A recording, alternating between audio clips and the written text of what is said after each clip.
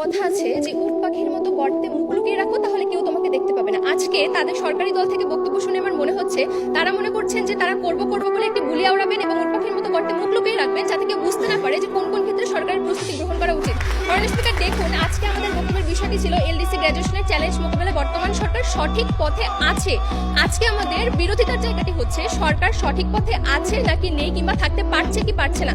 তারা মাননীয় স্পিকার যতবার আমাদের দল থেকে বলা হয়েছে তাদের কাছে যে কোন কোন ক্ষেত্রে আছে, কি কি পদক্ষেপ গ্রহণ করেছেন, তাদের ক্ষেত্রে শুধুমাত্র ফিউচার টেন্সের আধিক্য। মাননীয় স্পিকার, তারা বলছেন করব, সামনে আপনারা দেখতে থাকুন, অনেক পদক্ষেপ গ্রহণ করা হয়েছে, ফান্ডিং আসছে।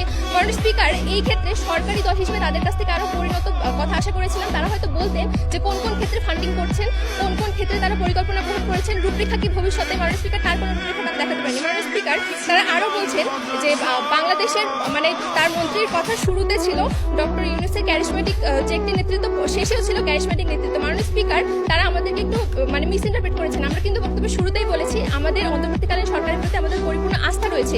আমরা একবারও বলিনি যে বিগত ফ্যাসিস্ট সরকারের প্রতি আস্থা ছিল না, এই সরকারের প্রতিও নেই। মাননীয় স্পিকার, আমাদের বিরোধিতার ক্ষেত্রটি ছিল এই জায়গাতে যে তার কাছে যে এত সংখ্যক চ্যালেঞ্জ আসছে প্রতিনিয়ত, রাজনৈতিক, আর্থ, সামাজিক সবকিছুতে, সেই চ্যালেঞ্জগুলো মোকাবেলা করে পরবর্তীতে 2026 সালে যখন এলডিসি গ্র্যাজুয়েট হবে, সেই ক্ষেত্রে মাননীয় স্পিকার এখন থেকে যে প্রস্তুতিগুলো, সেই ক্ষেত্রে তাদের কতটুকু সঠিক পথ রয়েছে। মাননীয় স্পিকার, দেখুন তারা আজকে তাদেরকে যতবার কোশ্চেন করা হয়েছে তাদের ক্ষেত্রে একজন বলেছেন যে এফডিআইতে ডলার সংকট কমেছেন, কিন্তু মাননীয় স্পিকার পরবর্তীতে ডক্টর ইউনূস যখন বলেছেন ডিসেম্বরে একটি নির্বাচন দেওয়া হবে, নির্বাচনের পরে পরবর্তীতে নতুন সরকার আসবে, সেই ক্ষেত্রে নতুন সরকার এসে যখন মুদ্রাস্ফীতির কারণে এক্সচেঞ্জ রেটের পরিবর্তন করবে না, আজকে ব্যবসায়ীদেরকে তার নিশ্চয়তাটি কে দিবে। মাননীয় স্পিকার, সেই দিক থেকে তাদের কোনো রূপরেখা নেই। তো আমাদের কথা যদি শোনে, তাহলে মাননীয় স্পিকার আমরা দেখিয়েছি কোন কোন ক্ষেত্রে আমাদের কাজ করার সুযোগটি রয়েছে এবং কাজটি কিভাবে করা যায়, এবং এই দিকে কিন্তু সরকার সেই উত্তরণের বাধাগুলো উপেক্ষা করে মাননীয় স্পিকার পরবর্তীতে বাংলাদেশের একটি স্মুথ গ্র্যাজুয়েশন সম্ভব। তাই মাননীয় স্পিকার, এই প্রস্তাবটি এই সংসদে গৃহীত হওয়ার কোনো দাবি রাখেন না। ধন্যবাদ মাননীয় স্পিকার।